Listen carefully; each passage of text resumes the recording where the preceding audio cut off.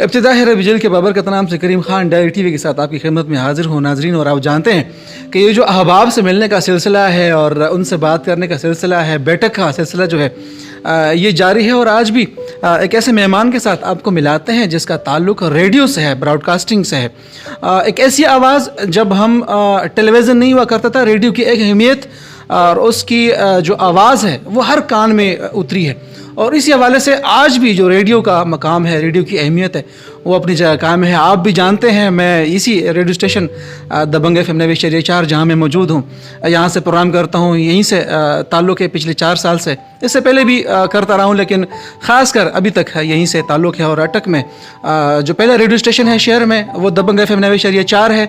और इसी ने जो ब्रॉडकास्टिंग के सिलसिले में एक आगाज़ है वो अटक से किया था। तो बिल्कुल नामी करामी एक शख्सियत अटक रेडियो दबंग FM के RJ सैयद असद काका खैल मेरे साथ तशरीफ़ फरमा है। ये यहाँ के एडमिन भी हैं और RJ भी हैं, और ये एक सोशल वर्कर भी हैं, समाजी काम भी करते रहते हैं, नीज़ आला तलीमी याफ्ता भी हैं। तो इनसे आज गुफ्तगू करते हैं और आप सामईन तक इनकी गुफ्तगू पहुँचाते हैं। अस्सलाम वालेकुम। वालेकुम अस्सलाम। असद कैसे हैं आप? अल्हम्दुलिल्लाह ठीक ठाक। बहुत शुक्रिया करीम खान साहब आपका और अटक डायरी टीवी की तमाम टीम का कि जिन्होंने हमें इस काबिल समझा। और आवाज़ की दुनिया से चूँकि 2016 से ताल्लुक़ है, लेकिन आज स्क्रीन पर भी हमें लोग देखेंगे, तो आपका बहुत शुक्रिया। जी बिल्कुल, वेलकम करेंगे। आपसे बहुत सारी बातें करनी है असद। सबसे पहले ये बताइएगा, ताल्लुक़ कहाँ से है आपका? जब बेसिकली मेरा ताल्लुक़ ज़िला नौशहरा ज़ियारत काका साहब से है, लेकिन मेरे वालिद साहब चूँकि सरकारी मुलाजिम है, तो ज़्यादातर अरसा जो है वो पंजाब में गुज़रा है और अटक में गुज़रा है। ये बताइएगा, जो तालीमी सिलसिला है वो नौशहरा में ही शुरू किया, वहीं से हासिल किया, या अटक में आगाज़ किया आपने तालीमी सिलसिला? अच्छा करीम भाई, जब भी मुझसे कोई एजुकेशन के बारे में सवाल करता है तो मुझे मेरा बचपन याद आता है। मेरे ताया अबू, जो अल्लाह उन्हें जन्नत नसीब करे, चूँकि वो एक गवर्नमेंट स्कूल टीचर थे, तो वालिद साहब ने उन्हीं के हवाले किया था। और टाट का ज़माना था, चूँकि जो 99 या इससे पहले पैदा हुए, तो उन्होंने टाट वाला ज़माना भी देखा है।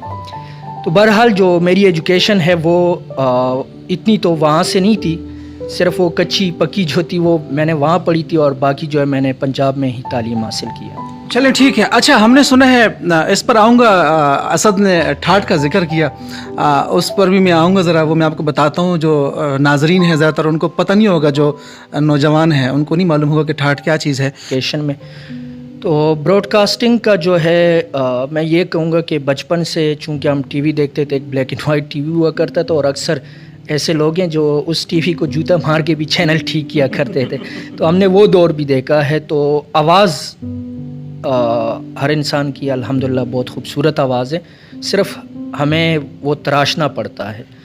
2005 से मैंने रेडियो बाकायदा एक जुनूनी हद तक सुनना शुरू किया था।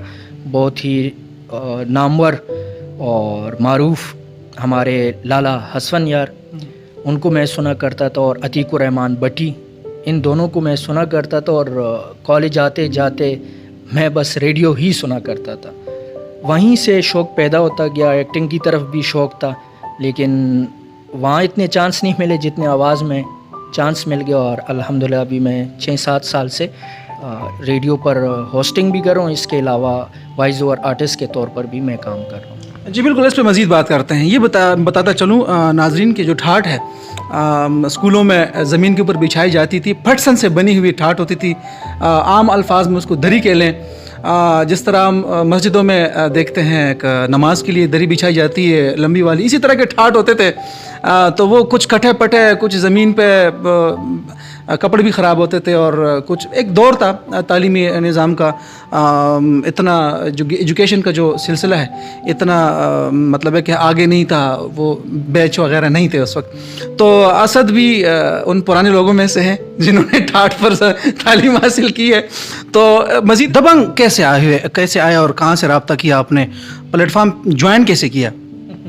अच्छा करीम भाई, जैसे मैंने टेप रिकॉर्डर का जिक्र किया, टेप रिकॉर्ड के बाद जो है सोशल मीडिया, फेसबुक, तो अगर आपकी नीयत साफ़ हो, आपको अच्छे दोस्त भी मिल जाते हैं, अच्छे लोग भी मिल जाते हैं। मेरा एक वो प्रोग्राम पूरी वीडियो बना के फेसबुक पे एक दोस्त था वो अपलोड किया करता था। उस टाइम मेरा फेसबुक का अकाउंट भी नहीं था, और फिर व्हाट्सअप आया।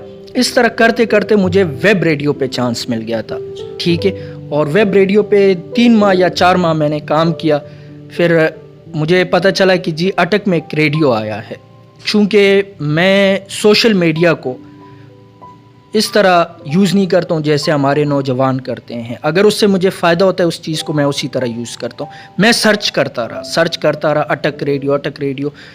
مجھے مطلب اس طرح FM نہیں ملتا رہا. آخر کار ایک نام سامنے آیا، جواد احمد. ہاں، جواد احمد صاحب جو کہ GM تھے. تو میں نے ان کو میسج کیا اور انہوں نے کہا کہ ٹھیک ہے. پھر وہ مجھ سے کوریج کے بارے میں بھی کہا کرتے تھے کہ اس ایریے میں ہماری کوریج چیک کریں آ رہی ہے یا نہیں آ رہی. لیکن میں ان سے ایک ہی بات کرتا تھا کہ سر جی مجھے ایک چانس چاہیے.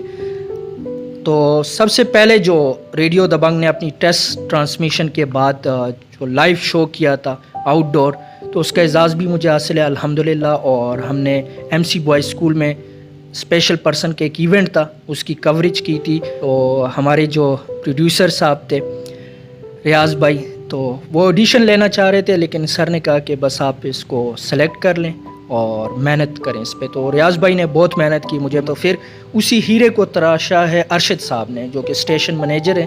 انہوں نے پھر مجھے تراشا اور وہ ہیرا آپ کے سامنے آج. جی بالکل، یہ جو محنت ہے، محنت میں عظمت ہے، اور ایک اور کہا جاتا ہے کہ حرکت میں برکت ہے. تو یہ جو محنت کا سلسلہ ہے کسی بھی فیلڈ میں، کسی بھی شعبے میں آپ جب کرتے ہیں اور اس کے ساتھ آپ مخلص ہو جاتے ہیں، وہ جو مخلصی ہے وہ آپ کو ایک منزل ضرور دیتی ہے. اور اسی منزل کو پانے کے لیے سید اسد کاکا خیل نے محنت کی، اور آج یہاں پر ایک ایز ایڈمن نہایت ذمہ دار سیٹ ہوتی ہے، وہاں پہ ہیں اور وہ اس کے معاملات دیکھتے ہیں دبنگ FM کے. یہ بتائیے گا اسد، جب یہ جو نئے نوجوان آتے ہیں آڈیشن کے لیے، طریقہ کار کیا ہوتا ہے؟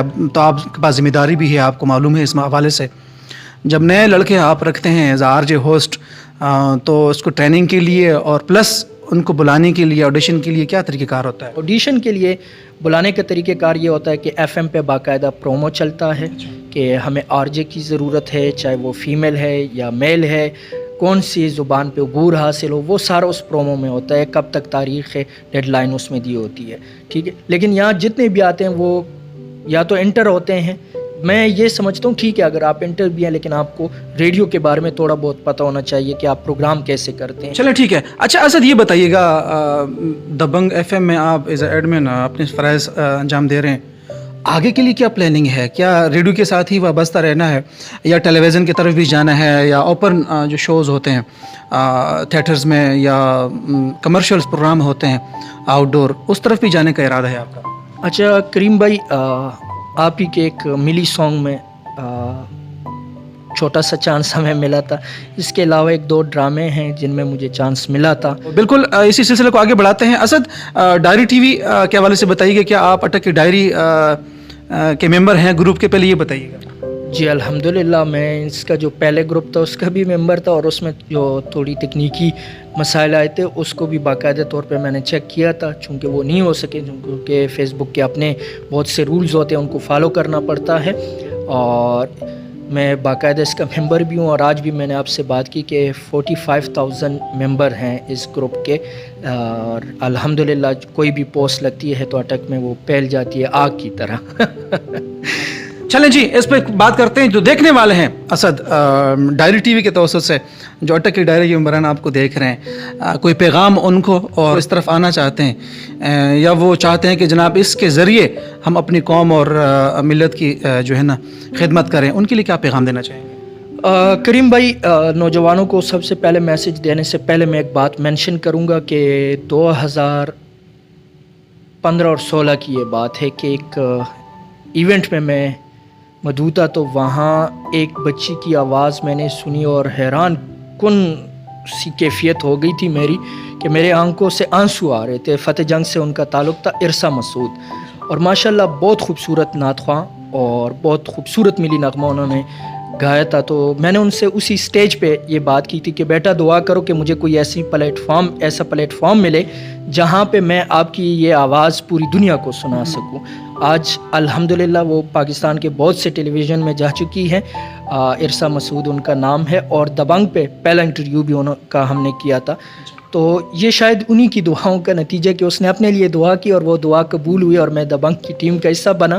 سوال پوچھوں گا, ایک سوال میرا رہ گیا ہے. نہایت خوبصورت پروگرام, ملک کے شاہینوں کے نام, ملک کے سپاہیوں کے نام.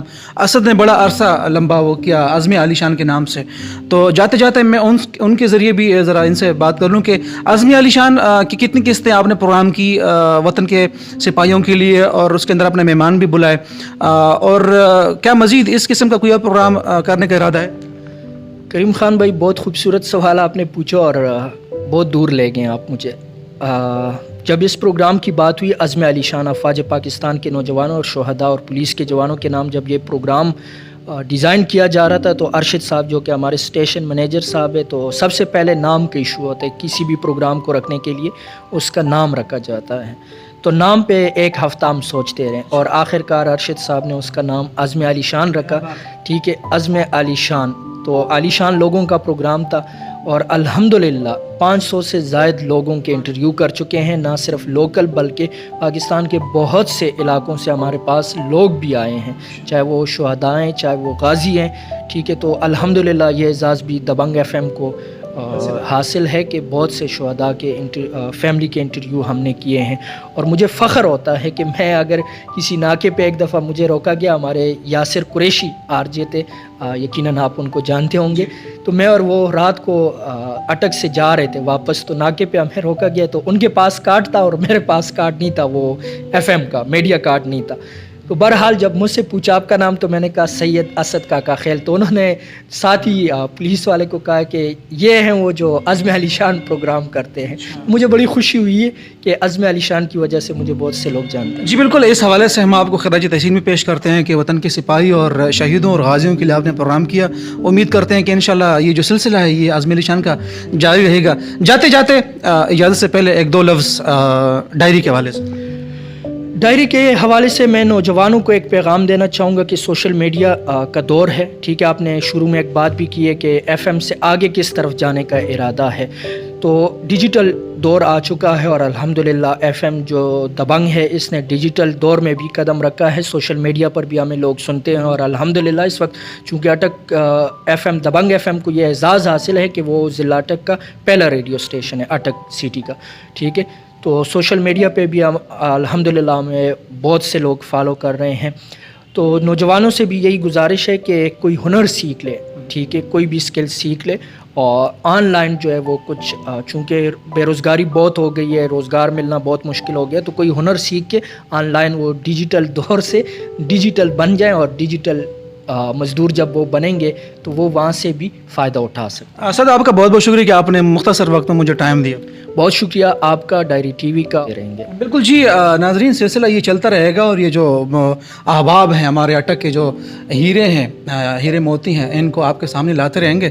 اور بقیہ میرے جو دبنگ ایف ایم کی ٹیم ہے, بہت سارے احباب اس کے اندر موجود ہیں. کوشش ہے کہ کچھ نمبر وائز جو احباب ہیں ان کو آپ کے سامنے لایا جائے, اور اس سے پہلے جن کے ساتھ آپ کی شیشے پر ملاقات نہیں ہوئی ٹی وی شیشے کے ذریعے, تو آپ کے سامنے رکھے اور ان سے گفتگو کی جائے اس حوالے سے.